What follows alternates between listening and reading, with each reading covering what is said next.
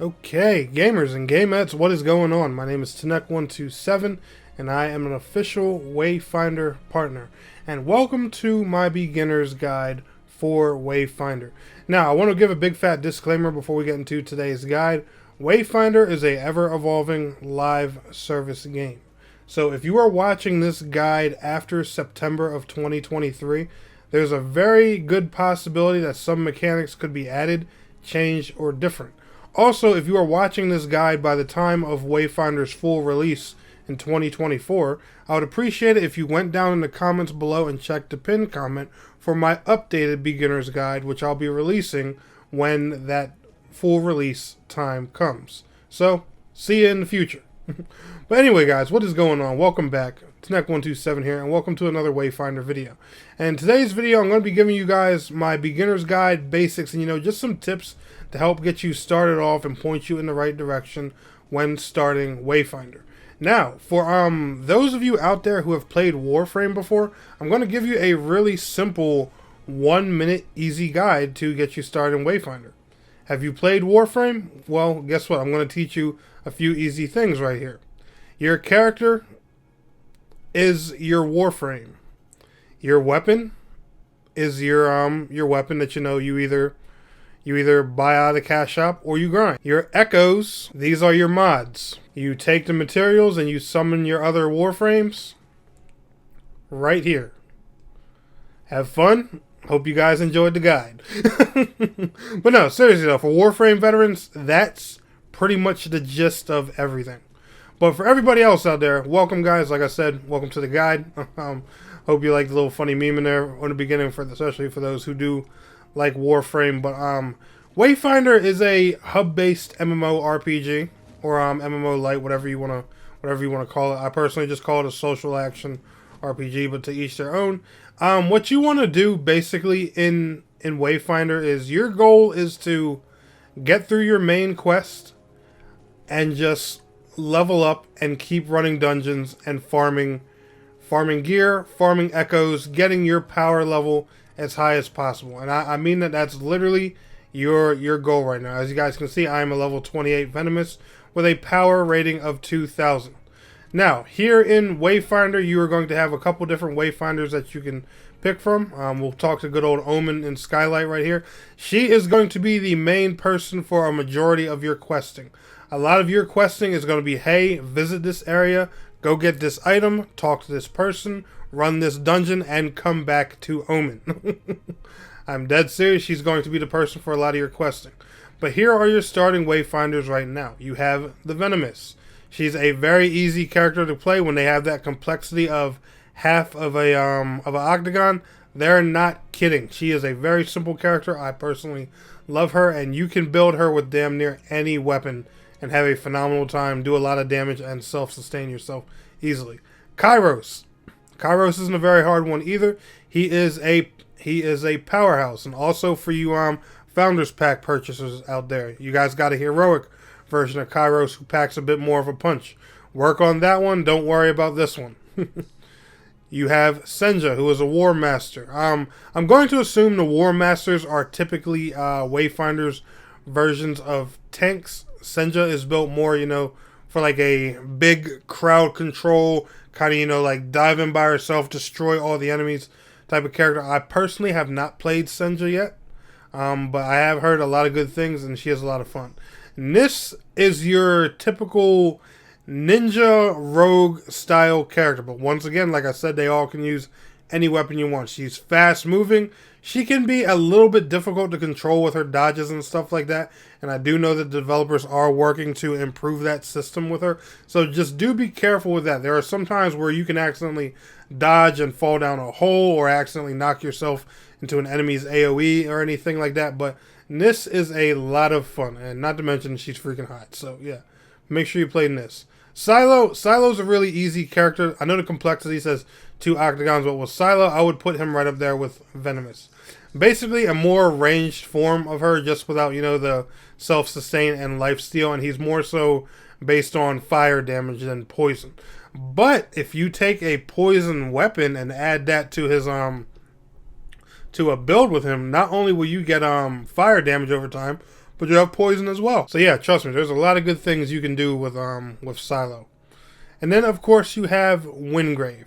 Now Wingrave, I have not played him personally yet, but I do hear he is one of the easier characters. He's actually labeled in this game as like a tank and support hybrid. He can do a lot of healing, he can do a lot of buffing, self-sustain for himself, and actually buff and heal other characters as well. So he's kind of like a big jack of all trades. And you know, once again, with any weapon, probably a great sword or sword and shield build will probably go best with him. But if you're playing him more of a support role, try Wingrave with a gun.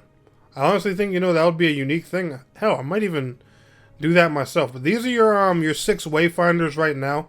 Technically 7, because there's also a heroic version of Kairos. For those who don't know, heroics are like a souped up version of these guys that'll come out later on. One thing I do want to recommend for new players and beginners, because if you're watching this, chances are you bought a Founders Pack of some kind. So you have a Wayfinder token or 2 on you.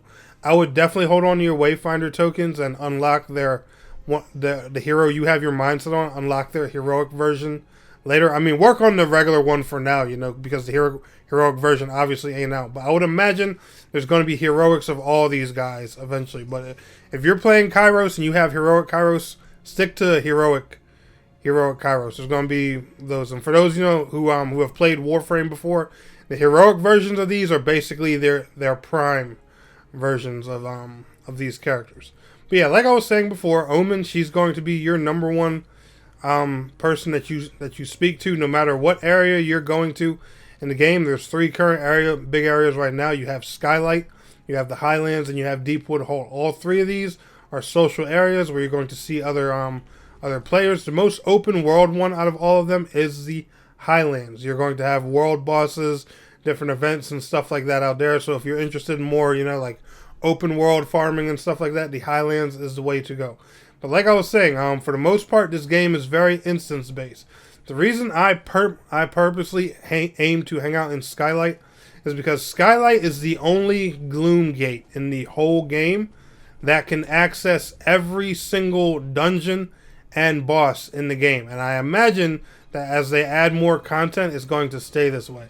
So Skylight is probably always going to be one of the biggest and main hubs for players to hang out in, because this is probably where people are going to be, just, you know, a majority of the time picking their instances and stuff like that. So Skylight, this is going to be the place that you're going to start in, and once you hit endgame and you're doing a lot of your regular farming and stuff like that, you're probably going to be doing a lot of hanging out here as well.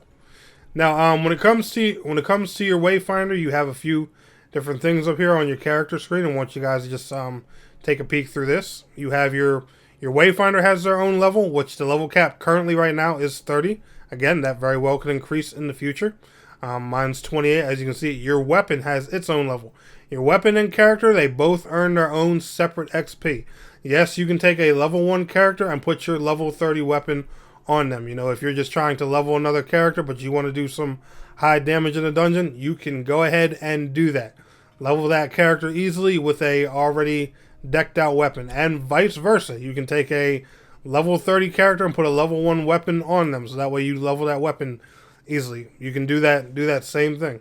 You have 3 pieces of gear that you're always going to have. You have a health flask, and then you also have 2 other elixirs that you get. These elixirs are always going to provide some type of buff, like damage, more stamina, defense, and things like that. And also they can give you a little bit of XP for a good few minutes. This is your style customization menu. All this is pretty self-explanatory. Skins, emotes, loading screens, color schemes, and all that fun stuff.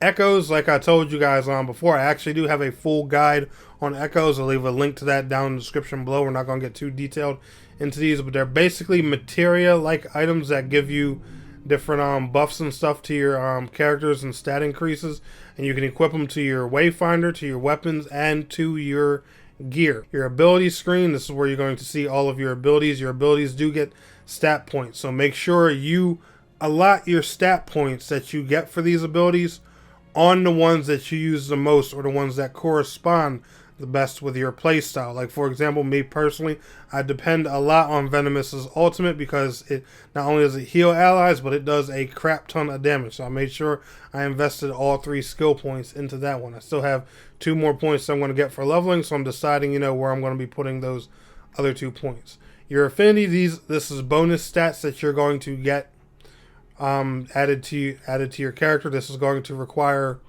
gold and farming of some other materials for you to increase. Make sure you work on these over time. This will also increase your overall power. Your character has 3 affinity slots, and so does your weapon. So get those as high as you can as well. And then of course you have your mastery section, where this is going to give you different buffs and special abilities based on what kind of weapon you're mastering. How you level up your mastery is simple. Just use that weapon in combat, and it levels up on its own pretty easily. You'll get a special buff for mastery level 1, you'll get a special buff for mastery level 2, and you'll get a special buff for mastery level 3. Me personally, I picked crushing combos because that was good for me and my play style with the greatsword, but to each its own. It may not be for you, so pick one that goes along with how you like to play, how you like to damage, and all that fun stuff. This right here is your quest list. It's real plain and simple. You just pick one, and it's going to tell you where your objectives at and stuff like that. As you guys can see, endgame, a lot of these take places, inside the dungeons and stuff like that. Right now, I'm basically just running dungeons back to back to deal with a lot of my endgame questing and stuff like that. Speaking of dungeons, I want to go ahead and explain these to you. These dungeons do have a couple of interesting traits about them.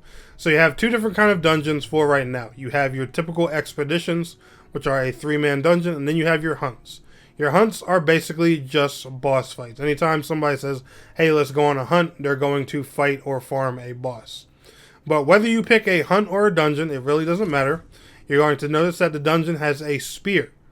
The spear is just the difficulty of the dungeon. So if somebody says, hey, I want to run Codex Hall's Spear 4, that means they want to run Codex Hall's at its highest level of difficulty. I think Spear 4 is the highest level of difficulty for dungeons right now. It's either 4 spears or 5. I think it's 4. Don't quote me on that. If I am mistaken, please forgive me. And then they're also going to talk about adding imbuements. Now, at the beginning of the game, you might only see 1 imbuement slot in here, but as you progress, you're going to get 2. An imbuement is a elemental attribute that you can add to the dungeon to make it more challenging. So, for example, I have greed imbuements. By the way, take advantage of these. Using greed imbuements is one of the best ways to farm gold in the game. You want gold, put double greed imbuements on and just run the longest dungeon that you can think of over and over, and make sure you kill everything. Everything will literally be made of gold and drop gold. There'll be gold piles laying all throughout the dungeon. And no, I'm dead serious. They're laying everywhere.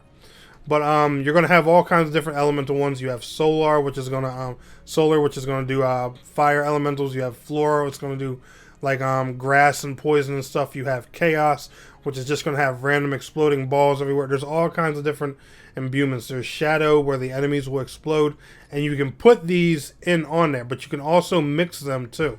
So let's say I put on solar and I add chaos. The mutator is going to be firebomb. So try all kinds of different combinations and stuff like that. And yes, you can even add these on the bosses to make them more challenging and wild. So let's say I want to go fight the Argent Hand. I can add some greed imbuement to him. There'll be piles of gold. He may even turn into gold himself. And chaos. There'll be golden bombs everywhere, to destroy and do all kinds of things. Like I said, there's all kinds of combinations. Just play with them, and see what kind of goodies you can get out of these dungeons. Now, last but not least, if you want to work your way up through Skylight, you can come over here into the middle of the town. There's going to be some stores where you can find a few NPCs lying around here. There are a few things you can interact with here in the town, and a few NPCs that are pretty important. You have the engineer over here, which will help you where you can craft different relics. These are also special gear pieces and stuff like that you can equip based on like bosses and stuff like that in the game.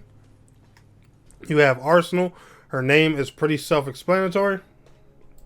You can literally buy weapons from her, or you can craft weapons. Big fat disclaimer, like I said before, the game works like Warframe. You can literally go into the shop and you can purchase weapons, you can purchase skins, or you can literally purchase the Wayfinders with real money. Now, disclaimer, like I've said in a previous video, purchasing the weapon or the Wayfinder, it'll give you access to it, but grinding and leveling it, you're on your own. There's no pay-to-win aspect. You can just skip the grind of earning it themselves. And then you have Venge over here, who is another consumable guy. You can actually craft consumables over here from. These are some of the ones I told you about that can give you like XP buffs, damage buffs, and stuff like that. Some of the elixirs and things. And you can also buy and sell accessories to this man right here. Now, currently in early access, selling accessories is a little bit bugged, so I know that may not work for some people. I know people will probably end up leaving that down in the comments. Other than that, guys, the only other main thing I would like to show you all is this. In every open world area you come to, you're going to find these things right here, which are called signal fires.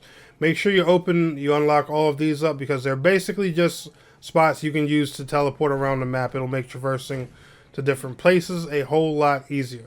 One other thing you're going to find in a lot of these areas is echo matrices. You come to these echo matrices to craft your gloomstones and your imbuements. The imbuements, these were the different elemental effects I was telling you about earlier that you can put on in the dungeons.